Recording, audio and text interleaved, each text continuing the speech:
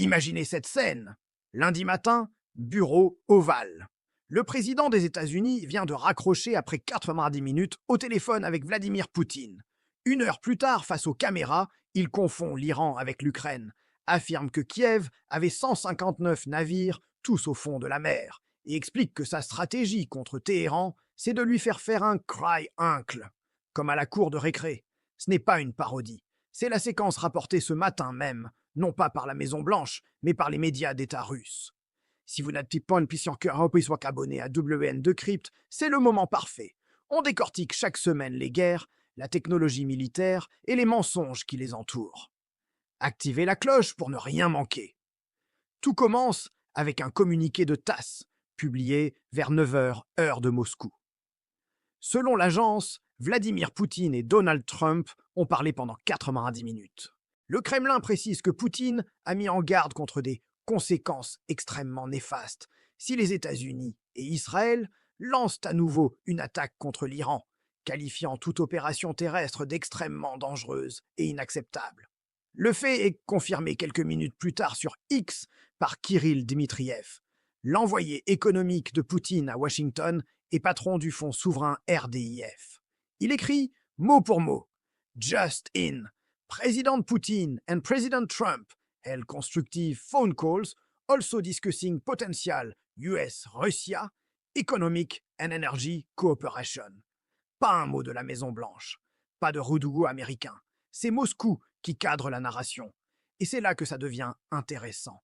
Car selon Barak Ravid Daxios, qui a parlé à Donald Trump pendant 15 minutes ce même matin, le président américain lui aurait confié un plan du CENTCOM pour une courte reprise des frappes sur l'infrastructure iranienne, avec pour objectif de ramener l'Iran à la table des négociations. Trump aurait ajouté qu'il maintiendra le blocus naval en place.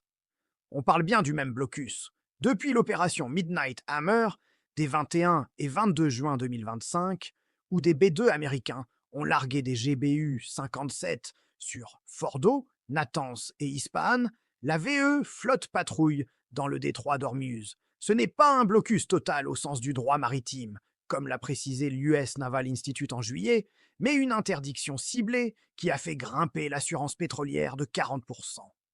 21 millions de barils passent au par là chaque jour. Comme l'expliquait Ryan Grim dans The Intercept le 17 juin, Trump pensait publiquement que ces frappes initiales dureraient quelques jours et feraient tomber le régime ou donneraient un levier. Il a exprimé sa surprise quand ça n'est pas arrivé. Refaire exactement la même chose 2 mois plus tard en espérant un résultat différent, c'est monumental. L'Iran, de son côté, a été clair. Le 23 juin, le commandant du CGRI, Hossein Salami, a déclaré à la télévision d'État « Si les États-Unis attaquent à nouveau, nous frapperons toutes les bases américaines et leurs alliés dans la région. » Trump est-il au courant? Ce week-end, il promettait encore que les pipelines iraniens allaient exploser aujourd'hui à cause de la pression causée par le blocus.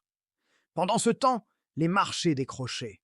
Le S&P 500 a perdu 1,8% le 16 juin après les fuites sur une nouvelle frappe, selon Bloomberg.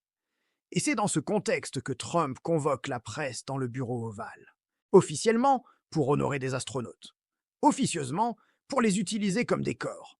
Et là, le dérapage. Interrogé sur quelle guerre finirait en premier, il répond « Maybe they're on a similar timetable. I think Ukraine militarily, they're defeated. Okay. You wouldn't know that by reading the fake news, but militarily, look, they're Navy. So, they had 159 ships. Every ship is right now underwater. Typically, that's pretty good. 159 navires. Tous sous l'eau. C'est faux, et c'est vérifiable en 30 secondes. Selon le Military Balance 2022 de l'ISS, l'Ukraine n'avait jamais eu 159 bâtiments de guerre. Avant l'annexion de la Crimée en 2014, elle en comptait environ 22, dont son vaisseau amiral, le Hetman Sahaïdachny, sabordé à Mykolaïv en mars 2022 pour éviter la capture. Le reste des patrouilleurs et vedettes a été en grande partie détruit ou capturé. Trump enchaîne, toujours en confondant « Now they have an air force ». Every one of their planes has been shot down or has been decimated. They have missiles. About 82% are gone, and they have drones, and most of them are gone. Most of the factories are mostly gone. Il décrit l'Iran, mais il dit Ukraine. Deux pays, deux guerres, un seul discours. Puis vient la doctrine Cry Uncle. Dans ces mots, well, the blockade is genius. Okay, the blockade has been 100% foolproof. We have the greatest military in the world, and I built much of it. Venezuela. It was over in about 48 minutes. Iran, the same thing. I mean, militarily, we've wiped them out. They have to cry, uncle. That's all they have to do. Just say we give up. We give up. Référence au Venezuela. Le 2 septembre 2025, l'US Southern Command a bien coulé un speedboat du train de Aragua dans les Caraïbes, opération revendiquée par Trump comme terminée en moins d'une heure. Juste après l'appel avec Poutine, Trump s'en prend à l'OTAN. Il déclare I was very disappointed with the fact that when we called on them to give us a little hand, when we called on NATO to give us a hand with Ukraine, and in particular, we also wanted them to do things with Iran, and on Ukraine they're very much involved, but they didn't do things the way we would like. Il ajoute, citant le roi Charles Frey, rencontré lors de la visite d'État du 17 au 19 septembre à Windsor, The king is fantastic. I think if it were up to him, he would have probably helped us with Iran, he would have followed the suggestions we made with respect to Ukraine. L'OTAN n'a aucun mandat en Iran. L'article 5 n'a jamais été invoqué pour Hormuz. Comme l'a rappelé le CFR en juin, une intervention de l'Alliance au Moyen-Orient diviserait l'Europe, dépendant à 20% du pétrole du Golfe.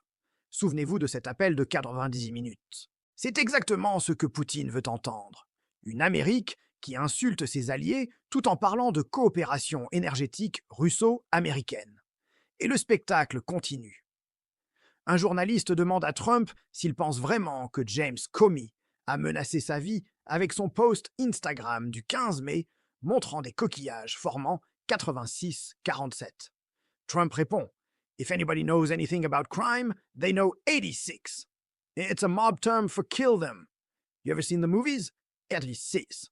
The mobster says 86 them. That means kill him. La réalité? 86 est un terme de restauration américain signifiant retirer du menu ou mettre dehors. Le secret service a bien interrogé Comey le 16 mai, comme l'a confirmé le Washington Post, mais le ministère de la Justice n'a déposé aucune inculpation au pénal en janvier 2026. Comey n'a jamais été inculpé une seconde fois. C'est une invention. Trump ajoute « Probably based on what I'm seeing out there. Yeah, the people like Comey have created tremendous danger. He's a dirty cop. » Puis, se tournant vers les astronautes, il affirme « To get in there, you have to be very smart. Have to do a lot of things physically good. So I would have had no trouble making it, and physically very, very good. » Il se tourne ensuite vers Jared Isaacman, l'homme qu'il avait nommé à la NASA en décembre 2024, nomination retirée en mai 2025 selon Politico, et lui dit devant les caméras, à propos d'une question sur le déménagement du siège de la NASA, « You heard that question with those beautiful ears of yours. He's got great hearing, you know. Super. He's got super hearing. » Humiliation publique, en direct. Autre moment surréaliste. Un journaliste l'interroge sur l'arrêt de la Cour suprême sur le Voting Rights Act, tombé ce matin-là. Trump répond « You have to tell me, when did the ruling come out? I've been with the astronauts. Tell me about what happened. » Le journaliste insiste. Trump « That's good, yeah. That's the kind of ruling I like. When did that happen? » Il parle de la décision du 27 juin 2025, Louisiana vs. Calais. Un arrêt 6 contre 3 qui, selon SCOTUS Blog, affaiblit considérablement la section 2 du VRA en rendant quasi impossible les contestations des redécoupages raciaux dans le Sud. Un cadeau électoral pour les républicains avant les midterms de 2026. Et pendant que Washington implose, Kyiv répond. Dans une interview à This Morning sur ITV le 12 novembre, le président Volodymyr Zelensky a été interrogé sur J.D. Vance. Vance avait déclaré sur Fox News le 5 octobre qu'il était le plus fier d'avoir mis fin à l'aide militaire à votre pays.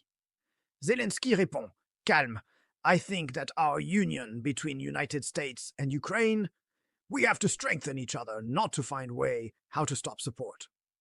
I'm not agree with the Vice President. We are open and we are not enemies. Russia is enemies. And if Vice President is proud that he's not helping us, it means that he is helping Russians. Les chiffres lui donnent raison. Selon le Ukraine Support Tracker de l'Institut de Kiel, l'aide américaine engagée est passée de plus de 60 milliards de dollars en 2024 à 3,2 milliards en 2025. Une chute de 95%, pas loin des 99% cités. Alors, où en est l'opinion américaine? C'est là que les chiffres deviennent brutaux. Selon le dernier sondage Reuters, Ipsos, publié le 6 novembre, l'approbation de Donald Trump est à 34%. AP Norc, du 30 octobre au 3 novembre, le donne à 33%. Sur le niveau de vie, Reuters le crédite de 20% seulement.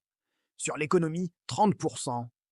Comme l'a décortiqué Harry Anten sur CNN le 10 novembre, sur l'inflation, Trump est à 49 points nets d'approbation. C'est pire que Joe Biden à son plus bas, qui était à 43 selon Ipsos.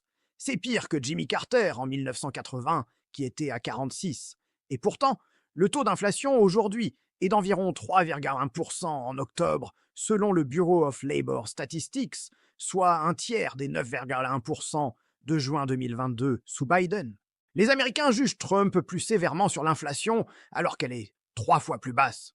Sur le coût de la vie, 75% des indépendants disent que le pays est sur la mauvaise voie contre 9% sur la bonne. Chez les républicains eux-mêmes, 45% disent mauvaise voie contre 39% bonne voie. Il a perdu son propre camp sur le portefeuille. Et ça, mes amis, c'est pourquoi cette séquence de 90 minutes avec Poutine est si dangereuse. Vous avez un président qui reçoit un avertissement clair de Moscou sur l'Iran, qui promet dans la foulée à Axios une nouvelle frappe, qui confond l'armée ukrainienne avec l'armée iranienne, qui insulte l'OTAN, tout en vantant une coopération énergétique avec la Russie, qui ne connaît pas les décisions de sa propre Cour suprême, et qui pense que sa stratégie militaire, c'est un « cry uncle ». La Russie n'a pas besoin de gagner sur le terrain en Ukraine. Elle a juste besoin que Washington s'autodétruise.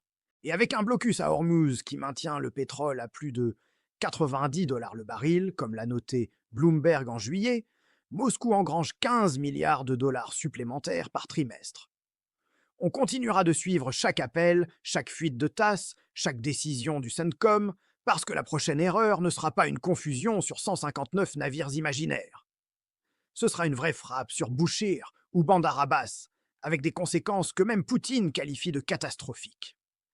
Si cette analyse vous a aidé à y voir clair, abonnez-vous à Je de Crypte, laissez un like et dites-nous en commentaire, faut-il craindre plus une nouvelle guerre avec l'Iran ou l'effondrement de l'OTAN de l'intérieur? On lit tout. Merci d'avoir regardé et on se retrouve très vite pour la suite.